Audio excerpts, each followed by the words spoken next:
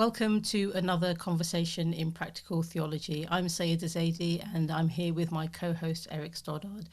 Today we have a really wonderful surprise for you because our special guest is Professor Nicola Slee of Queen's University, Birmingham.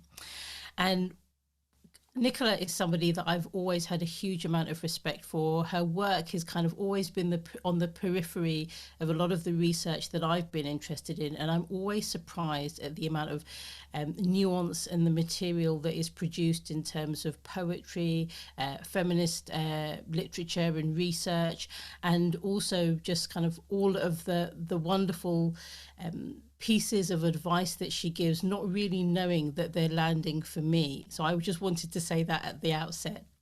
Now, I said to Nicola as we were preparing for this that I wasn't really sure much about her background and how she ended up in Birmingham, and that in itself for me was quite an interesting story, and we'll include a link to her bio within the show notes just so that you can have a chance to read it as well. But she grew up in North Devon and ended up in Queen's in 1997 for a term to finish her doctorate and is still there. And I think there's something really quite interesting about how you land in a place and then you don't tend to move around or other things come to you. And I'd love to just know a little bit more about how you went to Queen's and how you kind of stayed there. And welcome, Nicola. Lovely to have you here. Thank you, Saiyyidah and Eric. Really nice to be with you both. Well, it's interesting to start with a biographical reflection because I think our biographies do very much shape our theology and vice versa, of course. So I ended up at Queen's actually having, out of a period of having been, so the previous, I came to Birmingham in 1993 to work for a national Anglican organisation called the Aston Training Scheme, which no longer exists, which trained Anglican ordinands. About 12% of ordinands were sent on this national scheme. And only 2 and a bit years after I joined it as Director of Studies, the bishops in their wisdom decided to close the Aston scheme. So we were all made redundant.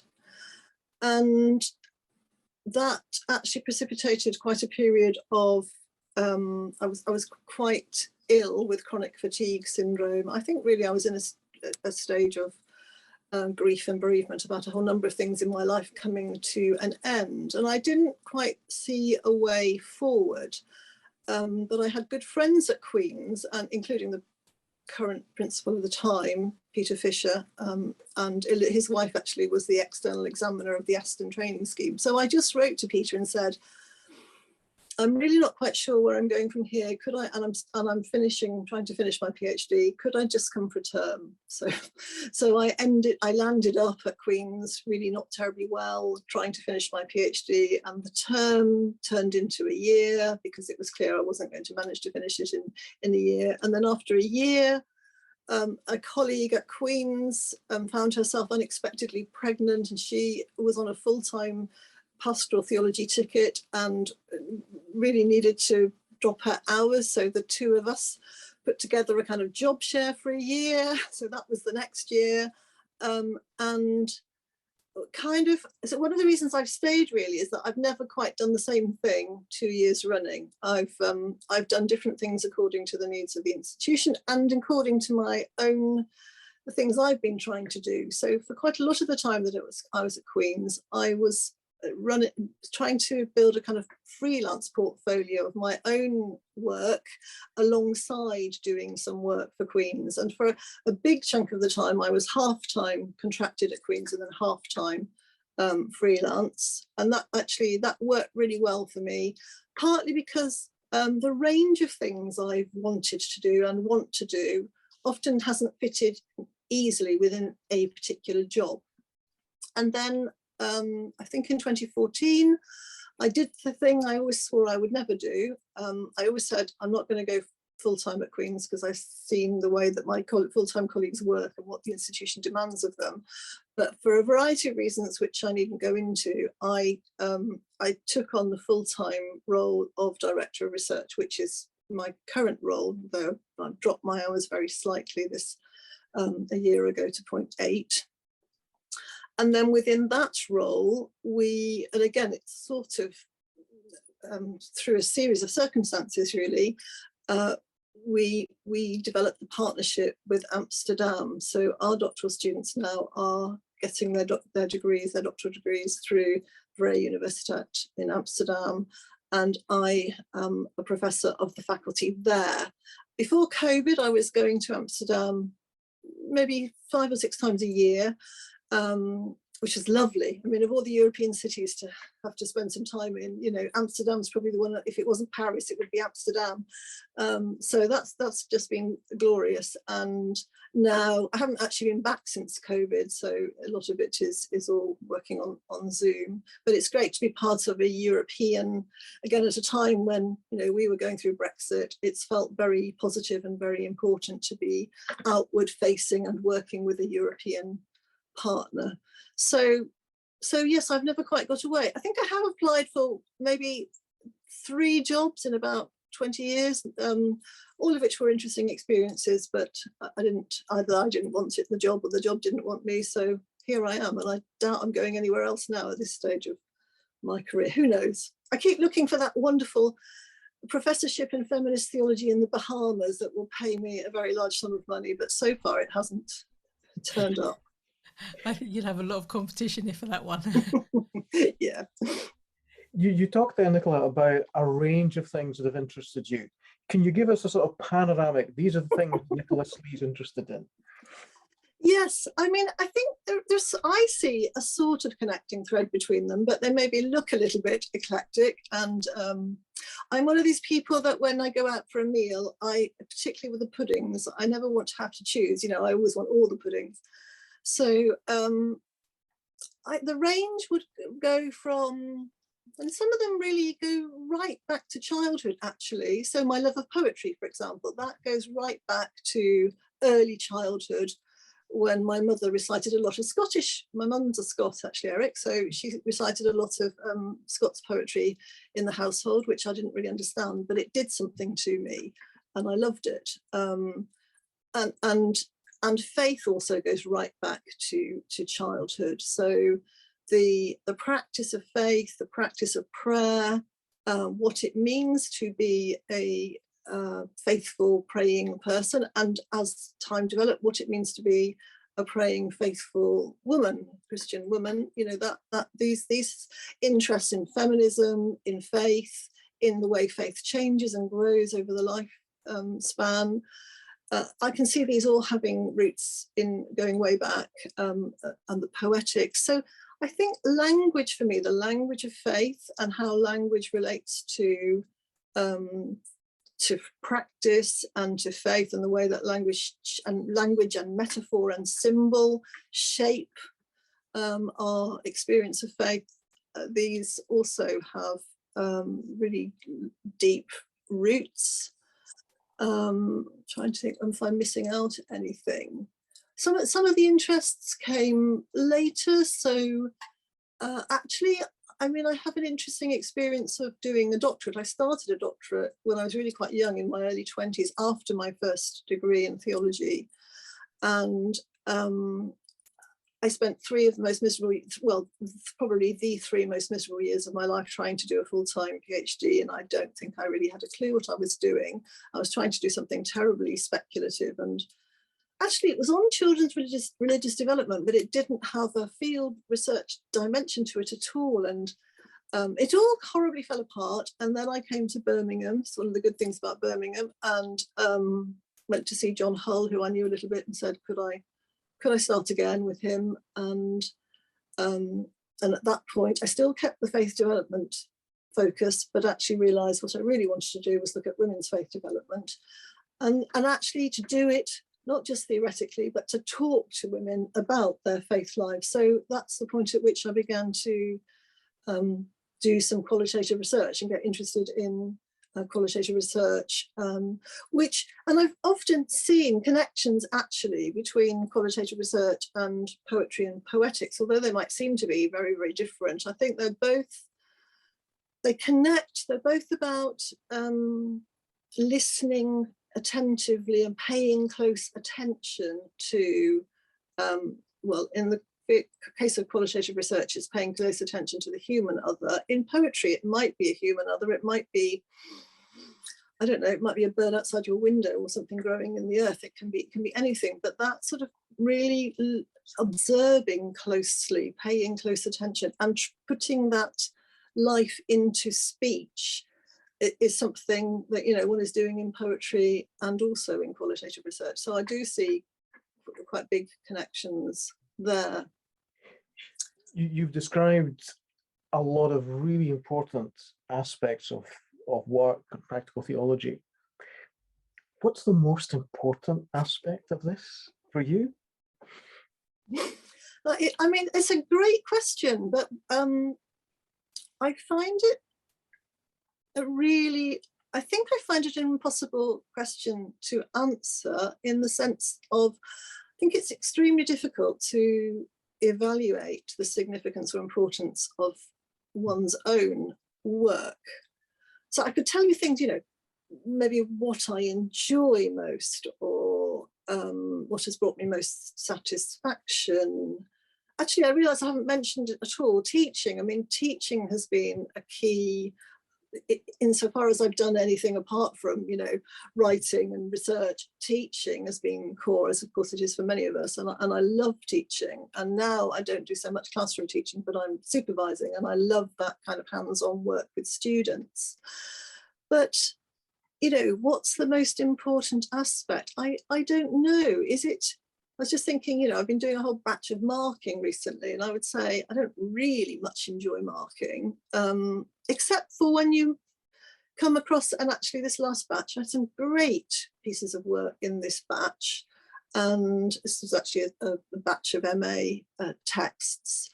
And then I got a lovely email from one of the students afterwards saying how much she'd valued my comments on her MA assignment and how that had really encouraged her. And she wanted to ask me one or two questions. And then I spoke to her tutor, who said she'll have really been encouraged by that. And, you know, here's somebody probably with potential to do a PhD.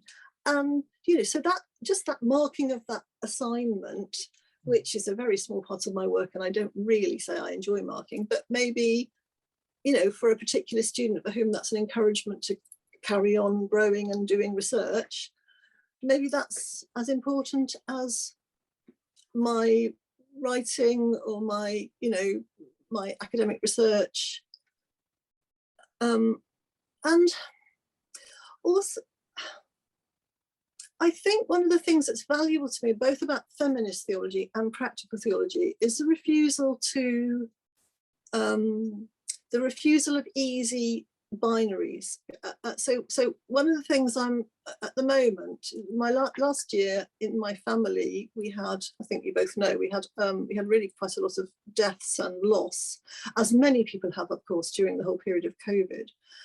So I'm now living, I've got a new pattern of work where I work 4 weeks full time, and then I have a week down in Devon. I have a little cottage down in Devon, and in that week I'm chilling out a bit, and I'm reading things I want to read, and sometimes I'm doing a little bit of writing, I'm walking, I'm sleeping, but I'm also going to visit my mother, who's recently moved into a care home.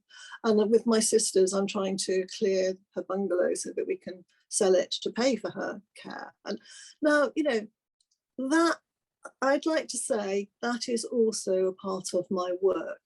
It's not anything that would be recognised in my job description at Queen's, but in terms of my work, what I do, who I am, how I live out my faith, maybe that's as important, you know, as anything. I love the idea. I love the idea as a fellow academic that we should look at marking as an act of our faith, because academics, we're all so ready to groan about, oh, there's more marking coming in. But as you're describing it, this is your investment in the future of people who are submitting their work to you for your perspective on it. And who knows what a sentence here or there can not change the direction of someone's life, but really enhance their future work as a person of faith or whether that's as a practical theologian or not. Yeah, absolutely. And well, you know, you say maybe not change someone's life, but actually I suspect if you talk to anybody in the Prof Doc community, or you know, any of our doctoral students here, well, why are you doing this journey? They probably all point to significant, you know, moments or teachers or whoever it is, who just at the right time gave them the nudge or the encouraging word, often unbeknownst to the person doing it. So yeah, I think, well, and I'm also aware that I have far less marking to do than a lot of my colleagues at Queen's, because I don't do a lot of classroom teaching. I have a lot of doctoral student work to read, which is, I suppose, similar. And it's kind of, I think to me it's a very Benedictine quality, this, about regarding all that one does as part of the service of God and others. That sounds terribly grandiose, but you know, there's a bit in the Rule of Benedict where it says, treat every act as you would attending the Eucharist. You know, the holy vessels on the altar are no more sacred than the plates that you're washing up in the kitchen, or you know, the vegetable plot that you're raking. And we all assent to that. Living it, doing it is another matter, especially when you know, in higher education institutions, we are overburdened often with many tasks that often feel as if they prevent us doing the work we really want to do. But maybe we can turn it around and think, well, how can I make this part of my core work, my soul work, if you like? How does being a practical theologian help, or is there any ways that it hinders that Benedictine vocational element that you're describing? I think I came to thinking of myself as a practical theologian quite late on, actually. I've long thought of myself as a feminist theologian right back into my 20s, and I'm now 63, nearly 64. I think coming to regard myself as a practical theologian came quite a bit later, although I think I was one for most of that time. I hadn't quite thought of myself in those terms. I think for me, one of the things that's valuable about practical theology is that it is precisely interested in the relationship between belief and practice, and the sort of the blurry edges, and how we make sense of practical theology is really interested in practices and how what we do is a form of theology. So I think there's quite a lot of helpful models, helpful tools, helpful discourse within practical theology for enabling us to reflect on the work that we do and its meaning, its significance. And of course, practical theology is also interested in not just in personal kind of faith and the sense we make of it, but is also interested in systems and structures and institutions and the way that institutions work. So I also want to say, it doesn't mean to say we shouldn't be highly observant of how our institutions are functioning, and they're often functioning in oppressive ways. So it's not just a question of taking all of the admin and barking that your institution lands at you and, you know, seeing it as deeply holy. I mean, we might do that, but we might also want to say, hang on, the institution is actually behaving in a way that is not conducive to human flourishing. And so holding that in balance, I think that's quite a difficult thing, how you discern where is the point for protest and resistance and where is the point to accept and do graciously what is being asked of you. I think that's not an easy decision, and probably not one that we can all make. Again, we need to help each other with making those decisions, which is why a community like BIAPT is really helpful, because we can have those kinds of conversations and hear what we're all, you know, living and experiencing. Saiyyidah. Yeah, I mean, there's, gosh, so much richness in everything that you've shared, and for me, the kind of piece that I wanted to come back to, if I may, is when you described all the things that you're doing outside work as well, and how much care and attention you give to those. Because I think that certainly when I view myself as a practical theologian, it seems to be very academic and very research oriented, but actually the kind of source of my spiritual gain in some ways is through those little things. It's through standing at the kitchen sink and doing the washing up and all of those other things outside. And I think I'd love to explore a little bit more about how you kind of bring some of those other day-to-day experiences in your life, particularly as a woman, because I think a lot of research that's done in theology and a lot of things that are written are from a male perspective, but there isn't that reflexivity. And yet as a female theologian, you're expected to kind of highlight the fact that you are a woman and what that brings in. And I'd love to hear your thoughts on that. Thank you.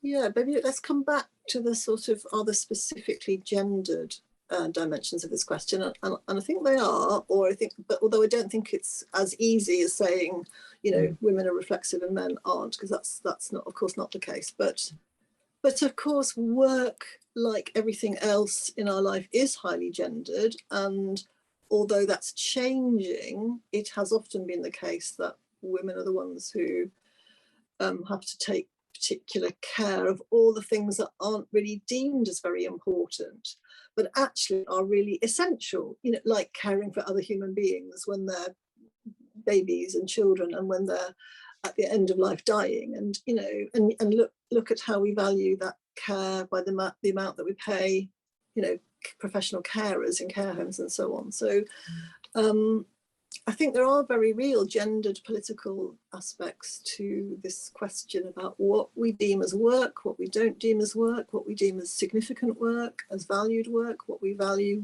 financially and in other ways, and what we don't. It's also, for me, it is also about a spirituality of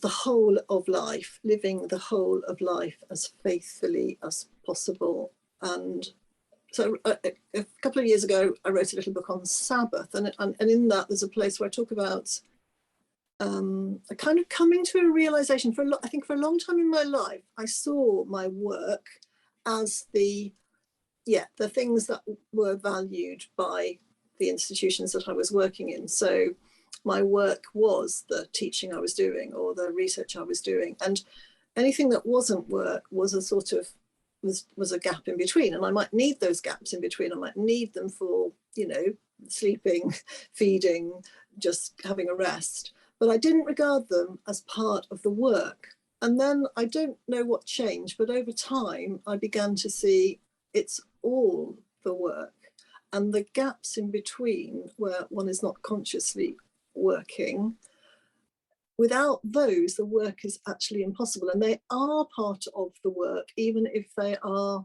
under the radar or sort of under the consciousness. So, for example, if you're working on a piece of writing, again, previously, if I was working on a piece of writing and I got very stuck with it, I'd just keep sitting at the computer and just keep on trying to, you know, push through. And it generally got worse and worse and worse and worse until I got to a point where I couldn't do anything. And then I began to realize, actually, what I most needed to do was stop, go for a walk, go and do some weeding in the garden. But actually, in doing that, something is somehow released internally, you know, and so going for a walk often, or going for a swim, something actually physical and rhythmic, often allows the mind to kind of free up. And then a couple of hours later, or the next day, having had a good sleep, you know, you go back to it and something has shifted.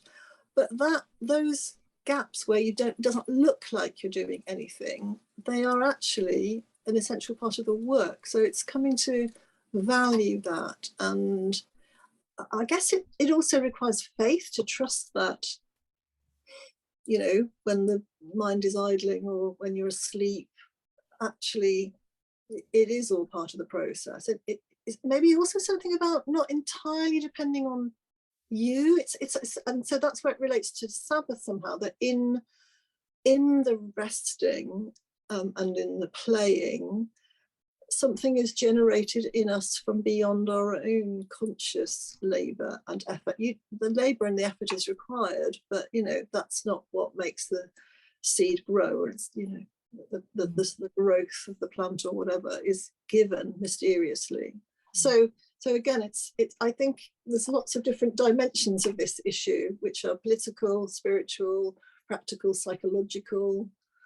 We can come at it from lots of different angles. Yeah, I mean, I really love how you describe that, because for me, one of the kind of things that I used to have in the past is that there was a separation between my work and my rest and my spiritual practice. And as I've got older, I've realized actually it's all the same. It's the one. Yeah. And I wrote a piece a while ago about how actually your 24 hours a day can be an act of worship if you view it with that intention. So the sleeping, the resting, the weeding, all of those things, they are. And I said, I know when I was writing my thesis, when I would have those moments of real sheer frustration, I needed to rest, just as you're describing, and walk away from it to allow the processing to happen, whether it was the processing of information or just allowing a download to come from God or whatever, but creating that space then enabled me to then move on with it. And I love the way that you've described that.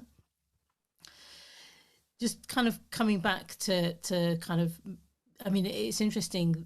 I'm not sure if there is a gender difference between reflexivity, but certainly in the research that I was doing, I found that women tend to be much more, or maybe I'll put it in a slightly different way. Women tend to kind of expose their reflexivity much more than men on the whole. And I'd love to hear your thoughts on that, because there's some fantastic pieces of really kind of autobiographical work that I found written by men as well, but it's just few and far between. Yeah, that makes me think of quite a lot of research that has been done on gendered patterns of conversation. So and some of this is a little bit old now, so I don't, it may change, but people like Deborah Cameron and Jennifer Coates, who are not theologians, but have done quite a lot of work on and research on patterns of conversation in gender-only groups and also in mixed gender groups. And there's some really fascinating stuff that comes out of that, partly about what men and women talk about when they're in single sex groups, but also about the way that they talk. And as I'm saying this, actually, I'm thinking this is a bit dangerous, because I think, again, all of this is changing and shifting, and our whole understandings of gender, of course, are shifting. And I think that, again, the gender binary is only helpful up to a certain point, and lots of people now, of course, are challenging the gender binary. So talking about men as a group and women as a group may not be that helpful, other than it does help us to observe that patterns of anything are context specific and shaped in particular ways. And we're thinking maybe about gender, but they are shaped in all sorts of ways, and they'd be shaped culturally as well. So what would a group of working class white British men be talking about down the pub, and what would a group of Muslim men from somewhere in the Middle East, when they get together, that'll be very culturally inscribed. But I think the way that women have been socialized from centuries and decades is to be those who pay particular attention to the life of the feelings and that kind of often emotional work that women often do, whilst men have traditionally done the physical work in the public sphere. So and of course that's now shifting hugely, but if these patterns have been going on, which they have been for a very long time, it's not surprising then that women and girls learn from a very, very early age on. They learn to be attuned to the emotional life of others. They learn to have a language for speaking of things that are not just bricks and mortar and just kind of physical things in the external world. And boys and men maybe don't so readily learn that language. It's more difficult for them because, you know, that's not what real men do. So I think there are gender patterns that are now being almost like, as soon as they have been recognized, they're challenged from every angle, and they're breaking down and they're shifting in quite confusing ways, so that anything I might want to say about men do this, women do that, that is not going to be right. But so I think that's one of the interesting things about where feminism is at the moment, that we've so moved on from the early assumptions of second wave feminism, which were very easy. And, you know, we were saying, well, women have been ignored, and women, you know, men have operated in this way and women don't operate like that, and women want to operate in this way. And now we've moved so far from that that it's almost impossible to make any assertions on the basis of gender. But what we can say is that paying attention to the way that things are gendered in any context is really important, just as we're also saying it's really important to pay attention to the way that things are ordered through ethnicity and, you know, cultural factors. It's there are no absolute rules, but these things are always operating. Yeah, I mean, one of the hardest things that I found to do in writing my thesis was I really wanted to try and make it non-gendered, but it was so hard to do because whatever you write, the minute you say I am a particular gender, then externally there's a whole lot of baggage that's put on your piece. Eric, I'd love to know what your thoughts are on this. Yeah, I was going to ask you, Nicola, as a poet, you've mentioned quite often seeing, observing, paying attention, and you've been talking about whether there is or unfolding changes in gendered ways of paying attention. But as a poet, how does that work? Do you see something and immediately you get words in your head to describe it? Or is there something else? Do you see through the words, or do the words help you to see better? I'm fascinated to know how paying attention as a poet actually works. I think that has also changed for me and become more diverse and more complex and more mysterious. So I would have said for many years that I couldn't write a poem to order. Poems actually very often came for me, or the beginnings of poetry, actually a very oral thing. So I think people have different kinds of imagination, and I think some people have a very strongly visual imagination. I do love the visual, but I would almost literally hear a voice. It almost sounds like, you know, I mean, and I heard it as if it was a voice speaking from outside. So it would often be a line, which could be the first line of the poem, or it might turn out not to be the first line of the poem. And of course, it's my own voice speaking to me, but somehow that's how it came. So, and that would start the poetic process. I think now I would say it does still happen to me, not so much, but I'm much more, because I think poetry, like any of the arts, it's a craft and it's something one can learn, and therefore it is something that one can set out intentionally to do. So now, I'm in a couple of poetry groups, and in one of our poetry groups, we always do some writing together, do a writing exercise, and someone will say, you know, let's look at this poem together, and then on the basis of that, you know, write something, and you're given 10 minutes, and you do, because so you don't wait for the inspiration, you write something, and according to the task, and it really helps often that you're given a very specific task with very clear boundaries and a boundary of time, and you might not write anything that really turns out as a poem, but you're somehow exercising those poetic muscles of work, and you might be using particular skills of, again, it could be a piece of observation, it could be paying attention to the sounds of words, or it could be a nonsense kind of fun thing. I mean, there's any number of ways into writing, but it all adds up to a craft that, so there has to be a relationship between the original inspiration, whatever that inspiration is. And sometimes I write in relation to a work of art. So I've quite often done that. So the work of art that has, spoken to me. Sometimes so I found myself this last year writing quite a lot of miserable poems about death and dying, because it's an attempt to make sense of what one is experiencing, or not even necessarily to make sense of it, but just to express it, give it a voice. So it might be that. So there can be any number of points of inspiration, but if it's to be a poem that communicates to other people, it also has to have shape and form and discipline, which can come in any number of shapes. It doesn't have to be like a formal 14-line sonnet. It could be.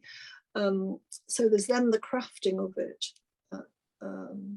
Probably very similar to writing theology, actually, not a million miles away. So would you ever have a poem that was it? That was it, just it came once, finished, and that's it? Or are you always crafting something that you're writing? Occasionally, I mean, I think in the past I would, again, very often have a poem that just came and I thought kind of that's it. But that's probably because I was far less critical of my own work than I would be now. So it's now relatively unusual to get a completely finished poem. It does happen occasionally. Quite often they need quite a lot of work. Sometimes they need just a little bit of work. It depends. I'm somebody to say, so my partner very often rudely says to me, never knowingly underworded, that I tend to easily write. I write quickly and I can write a lot, whether prose or poetry. And then I have to hack back and back and back. Whereas some people, are the other way around, and it's slow and they don't come up with much. So I know that it's very likely with a first draft that I'm going to have to lose. I wrote a poem about it once called Maiming the Baby, where you're actually, it's horrible doing that with your work, because it's not necessarily that you're losing bad stuff. It's easy enough to get rid of bad writing, but sometimes you have to get rid of good writing as well to achieve the better poem or thesis or whatever. Yes, the letting go of the good stuff is really quite painful. Yeah.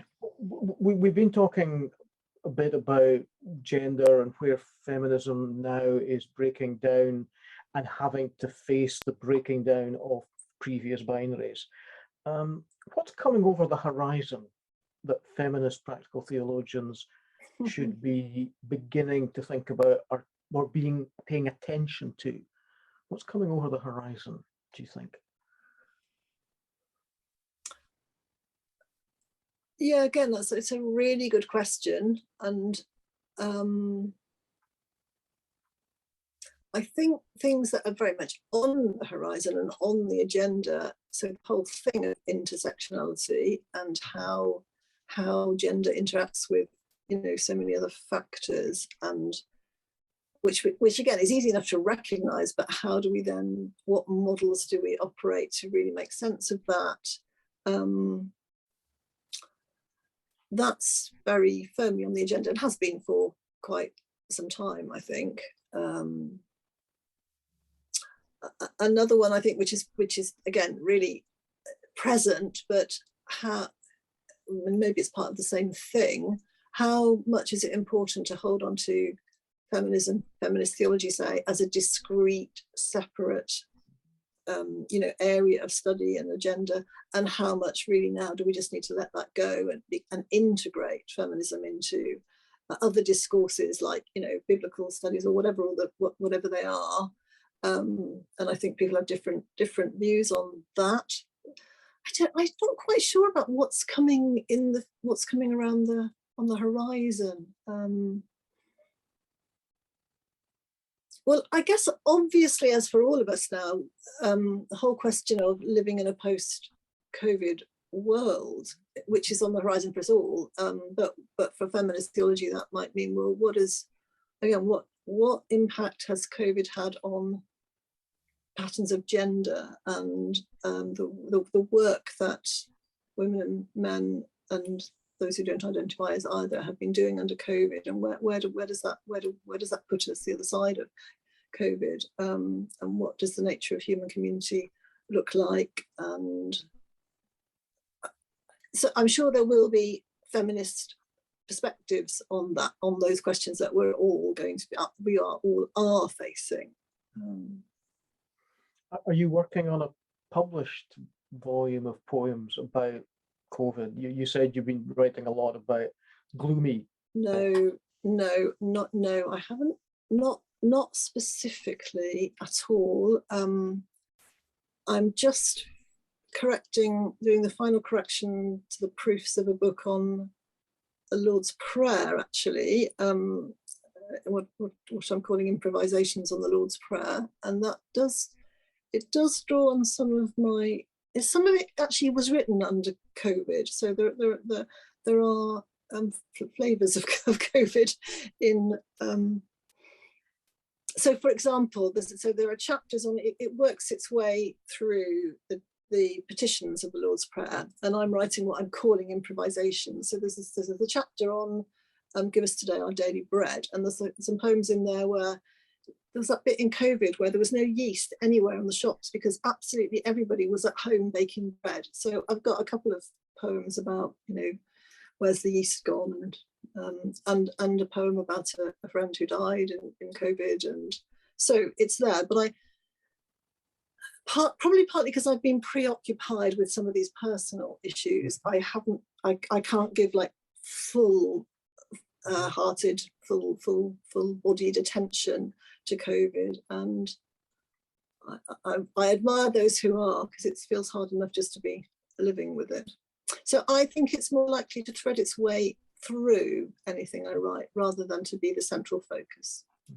I love the idea of reading an improvisation about "Give us today our daily bread" in the context of the sourdough explosion, and yes. all of those who managed to do sourdough bread, and those of us that failed and killed all the sourdough and ended up with this horrible smelly stuff in the fridge.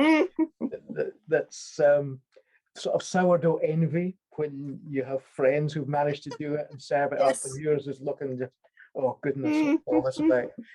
I think some of those lighter moments kept some of us going through COVID in the midst of it.